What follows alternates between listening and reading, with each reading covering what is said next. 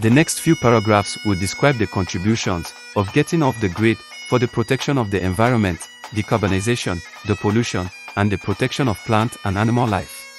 These are but a start of the long list of benefits and contributions of your off-grid efforts. And these all fall under the protection of the environment, which in turn are nothing less than investments into our own protection as a viable species here on Earth.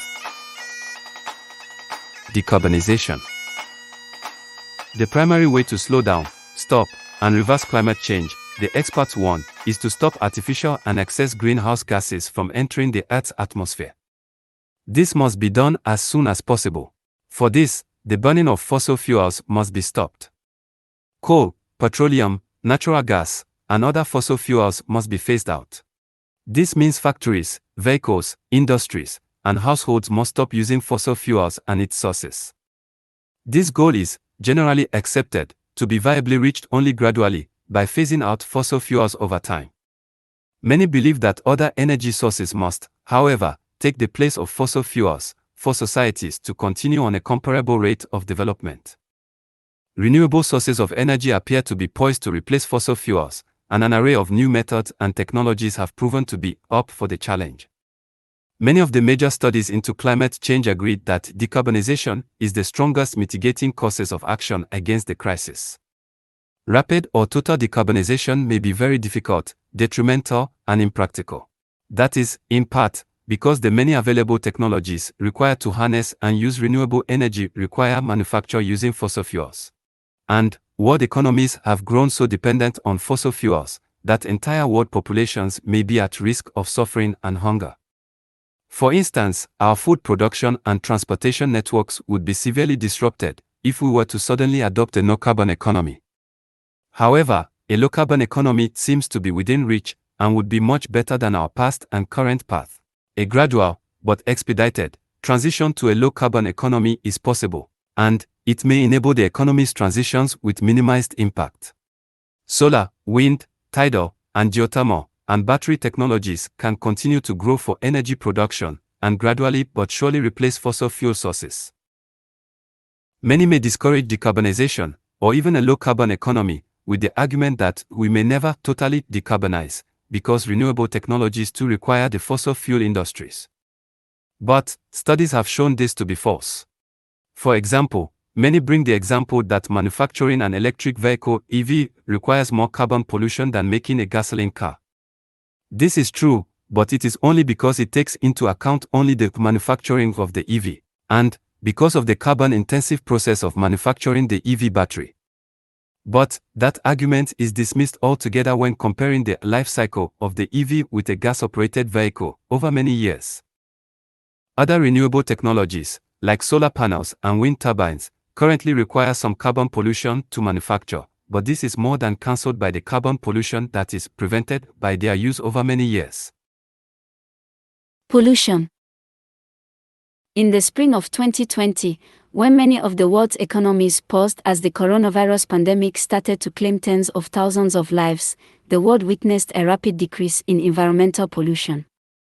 Preventing and reversing pollution is absolutely a top reason to want to be off the grid. The grid is a polluting monster.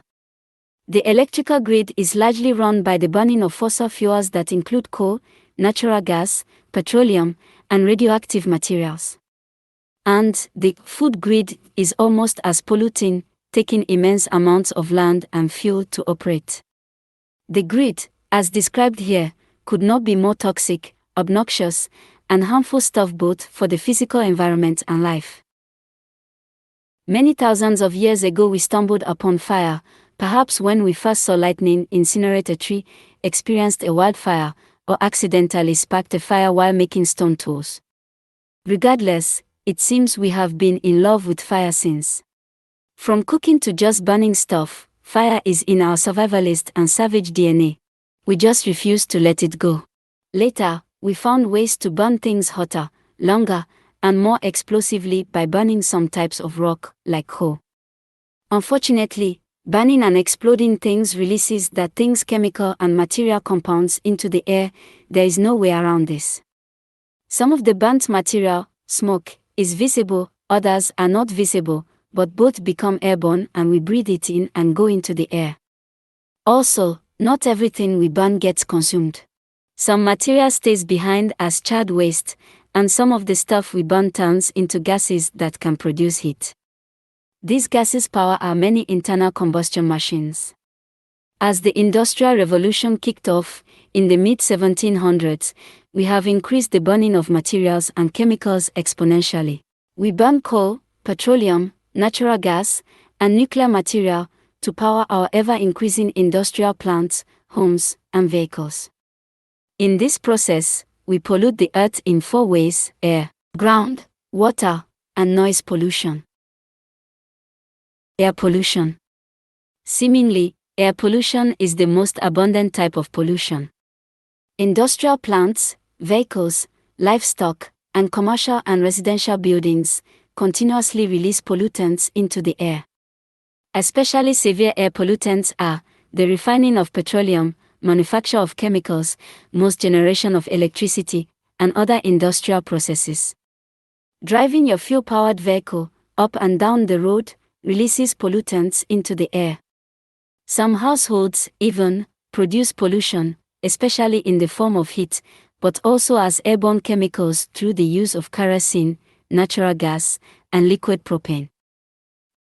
Air pollution was discovered to cause damage to the ozone layer, a critical part of the atmosphere responsible for blocking harmful radiation. It was caused by propellants like chlorofluorocarbons, CFCs, as discovered in the 1970s. CFCs were used in many industries and household refrigerants. In the 1970s, the harmful health and environmental effects of leaded fuels was discovered, and it was not until the mid-1980s that it began to be phased out in the US. Again, the engine behind global warming is quite simple: releasing greenhouse gases and other pollutants into the air, warming the air and causing health problems for humans and other animals. Health problems are not limited to respiratory diseases, but they include many types of cancers and nervous system diseases too. For instance, 29% of lung cancers were attributed to air pollution. So, we should want to get off this air polluting grid for the sake of our respiratory health and safety, to ease climate change, and for the sake of all the plants and animals that suffer from the effects of atmospheric pollution. Ground pollution. The burning of many materials creates solid waste. When you burn a lot of coal or wood, for example, you get mounds of ash. When you burn uranium, you get nuclear waste, and so on. In turn, we then have the problem of having to dispose of this waste. When we refine petroleum or use it to lubricate machinery, there is generally liquid waste that must be disposed of too. Unfortunately, it is costly and, at times, impractical to build permanent containers for all these waste chemicals and solids. So, often much of this waste ends up dumped and piled up on the ground. Unless very costly measures are taken, the ground will be polluted by these harmful waste materials and chemicals. These eventually harm plant and animal life that depend on that very ground that we pollute, including ourselves. And may I remind you, the ground is not only home for countless species of insects, mammals, and birds, but it harnesses the food and water for those very species. The ground receives rainfall in most areas of the world, and harmful materials and chemicals get soaked into the ground helped by water flow. Waste as liquids can filter into underground water reservoirs or above ground streams, creeks, rivers, ponds, and lakes, all sources of fresh drinking water for plants, animals, and humans. This cycle of ground pollution has been going on unchecked in many parts of the world since the mid-1700s. A notable case of dumping polluted waste onto the ground occurred in Ecuador. There, petroleum extraction was conducted by Texaco and Gulf Oil, two American oil corporations. It was widely reported that these companies' operations in the region dumped contaminated waste water into streams and directly into the ground of the rainforest. The problem was so dire that the busy nearby inhabitants reported these problems and their possible health effects, which they described to include increased birth defects. We need not to look at the numerous egregious oil spills perpetrated by evil oil giants to gauge the extent of the ground pollution problem. There is a gargantuan and slow oil spill happening worldwide every hour of every day. Nearly every fuel-driven vehicle, driven and parked, leaks motor oil. That is currently 98.5% of all vehicles, especially older vehicles. This fact is evident in the oil spots you see on nearly every residential and commercial parking space. This used motor oil leaks onto the ground, and some gets washed away by rainfall and other water. Some of it goes directly to sources of drinking water, and some settle in lowlands where countless animal and plant species live. It must be acknowledged that these vulnerable sources of fresh water are those used to grow crops and the livestock we consume.